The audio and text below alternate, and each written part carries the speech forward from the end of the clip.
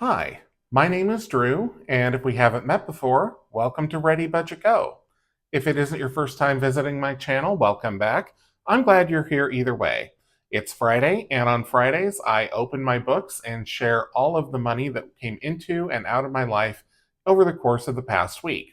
That's my income, my bills, my spending, my savings, all of it. Some weeks I'm good, some weeks I'm very good, and other weeks I'm a bit naughty. How did I do this week? Well, I'll leave that up to you to decide.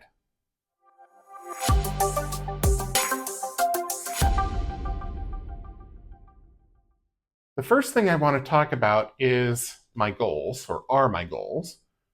So let's move this over here. And this list of goals informs everything that I do with my money every single month of the year. I had quite a few goals for this year. Some of them are more ambitious than others, and some of them I think I'm not going to hit this year, but that's okay. The important thing is that I always have something that I'm working toward, and that North Star allows me to keep on track without getting distracted by things that may be fleeting wants rather than long-term needs. So the goals that I've completed this year, I seeded my business account, I fully funded my emergency fund, I fully funded the big move. In fact, I ended up with excess money, and I'll talk more about that a little bit later. Some of you already know the story. And I fully funded my blip fund. And again, I'll go over that in detail later. So I completed 4 goals. I still have 4 more to do. What I'm working on right now is contributing the full $7,500 to my Roth IRA for the year. And I'm almost there. I'll give you a progress report a little bit later. Once that's done, that leaves me with these last 3 goals at the bottom. All sinking funds fully funded by the end of the year, which would be $8,610. Contribute the full $24,500 to my 401k, and stockpile $7,500 toward my 2027 Roth IRA. I don't think I'm going to hit all 3 of these. I think I should be able to get number 7 done and number 8 done. Number 6, we'll see what happens. With saving around $2,000 a month, starting in August, I should be able to hit this no problem. I have already adjusted my contributions to my 401k, so you'll see my income go down this week or this month, and so that's in progress.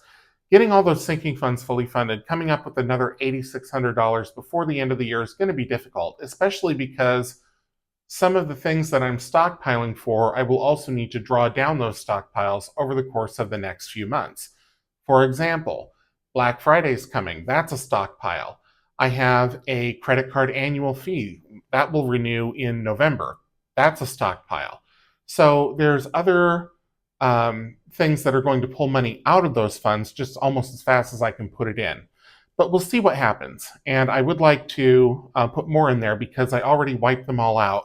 And I need to replenish some of those. Like, for example, having $650 before that credit card renews is important. Okay, so that is the goals. Let's talk about what happened this week. Everything on this sheet that is in pink is new for the week. So paycheck 1 came in at $2,655. That is a significant drop from what I had budgeted at $3,118. That's because I'm trying to hit that full 401k contribution for the year, so that dropped. Then down here in the bills, YouTube Premium came out at $18. That was as expected. It's a little bit less than that, but I round up. Haircut, $41. That was more than I had budgeted, but I went to a different barber. It was a better service. Was it a better haircut? Maybe. But I enjoyed the experience more than I did the other barber. So we'll see what happens next time I need a haircut. It came out a little shorter than I wanted, so it might be a while before I get that next haircut. Who knows? Okay, weekly spending, $285.71. That is over budget. I will explain in more detail when we get to that page. $100 did go into my stockpiles this week. Or, well, it didn't go directly into the stockpiles. It went into the Ready Budget game envelopes. So at the end of the month, I will do a randomizer allocation, and it might not be quite so random this month into those stockpiles. And then savings and extra debt. As I mentioned, currently I am working on fully funding my Roth IRA for 2026. $704 went toward that. I'll give a full update on that a little bit later. Okay, next sheet, let's talk about the cash flow tracker. This is basically a check register. This is everything that comes into and goes out of my checking account. So paycheck one came in, $2,655.63. I round off the cents in the budget overview, but I am to the penny on this sheet. Credit card payment for my business account, $47.65. I normally don't pay that out of this account, but my new business checking account is not linking to the bank where I have my business credit card. And so that's been a real pain in the butt, frankly. So because the minimum payment or the balance was $47.65 this last month, I just paid it out of regular checking. My checking account buffer can absorb it. Then my Roth IRA contribution of $704 also came out. Expenses. So this is anything that I put on a credit card over the course of a week that isn't a bill or something that I've already planned for or coming out of a stockpile. So mostly this is food. In fact, I got so tired of writing food that I just used ditto marks here.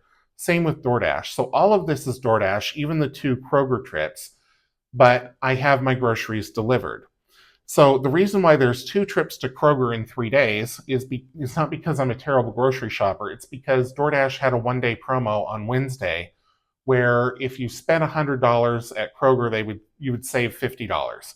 And I could not pass that up. So I knew I was going to go over when I did that, but I didn't know that promo was coming. So that was another almost $70 between the groceries and the tip and a little bit of sales tax that I had to pay on beverages, I think. At any rate, so $68.99 there. Everything else pretty standard. $117 on groceries, still a little more than I'd like to spend, but I am still replenishing my kitchen with things like Ziploc bags and spices and whatnot. Had to buy more spices this week. And even the spices that used to be fairly inexpensive, like basil, now cost a fortune. So basil, oregano, I can't even get smoked paprika right now. The store's always out of stock and it's super expensive. It's like $8 for a tiny little bottle of it. So yeah, at any rate, higher than I would have wanted. And the $68.99 is not all of my groceries for next week. I will need to place a supplemental order, but it should be much smaller and it was worth it again for the savings. All right, so that is it for the weekly. So let's talk about savings. We'll start with the emergency fund. I don't talk about this every single week, but at the beginning of the year or at the end of last year, I filled in this emergency fund builder. This is available, I think, on my Ko-fi shop if you'd like it, where it has all the different categories that would go into your emergency fund. This isn't things like vacations and, shopping for fun and extra coffee and things like that. These are needs only. And so you go in, you fill that out with how much you need per month, how many months you want to save to have a fully funded emergency fund, and then you add everything up, and that tells you how much you need in your emergency fund. Now, mine came out to $13,775. I rounded that up to $15,000.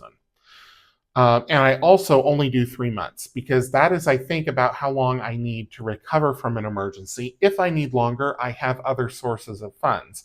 I can liquidate investments. I can cash in HSA. I've been saving receipts. So for HSA, for those of you who don't know, the health savings account, you don't have to take the money out right away. You can redeem receipts years later, or you can take the money out as long as you have the receipts to prove that you spent that money after the HSA was opened for an applicable purpose.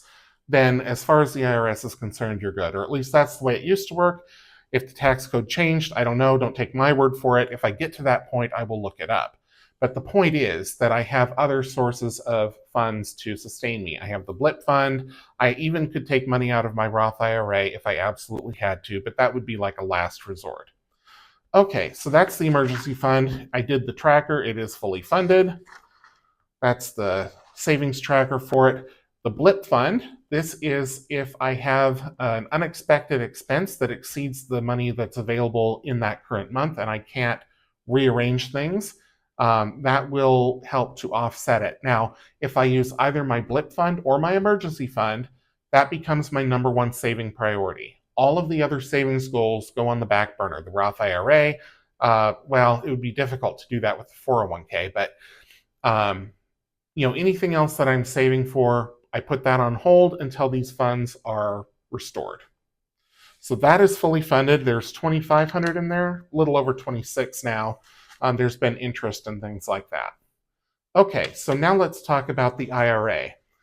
So this is the part where I tell you that this is actually the second time that I've had to record this video. The first time, my tripod stand was sitting right next to the table, and so any little movement I made would shake it, and when I went to watch the video back, it was just unwatchable for me because there was too much shaking. It doesn't take a lot for me to think, okay, I can't watch this. So I decided I was just going to redo it, but that means that I already stamped off the 7 sloths for the sloth IRA contribution. I did contribute the $704, which brought my total contribution for the year to $6,440, meaning that I have about $1,100 left to contribute, and I will be fully funded for the year. So at about $700 a week, that means that by the end of this month, I will be actually overfunded. So that other 300 or so odd is going to go toward probably my business account. And then next month, I will start saving toward next year's Roth IRA. I won't contribute it. I'll just keep it in a separate savings account for now. So when I do the August budget, that is what I'll be planning on. I will also have a little bit less to save each month, or maybe a lot less to save each month. So it really depends on how many Tuesday, Wednesday combos there are in the month.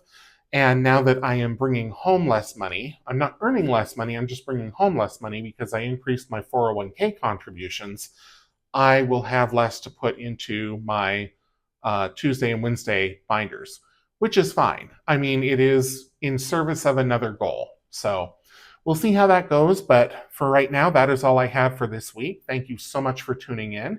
If you enjoyed the video, please leave it a thumbs up, drop a comment down below, subscribe if you haven't already, and until I see you in the next one, which there's probably going to be 2 videos this weekend. One of them will be my August budget, and the other one, well, that's a surprise. So stay tuned for that, subscribe, and turn on notifications to get notified when I do post that video. And until I see you, take care.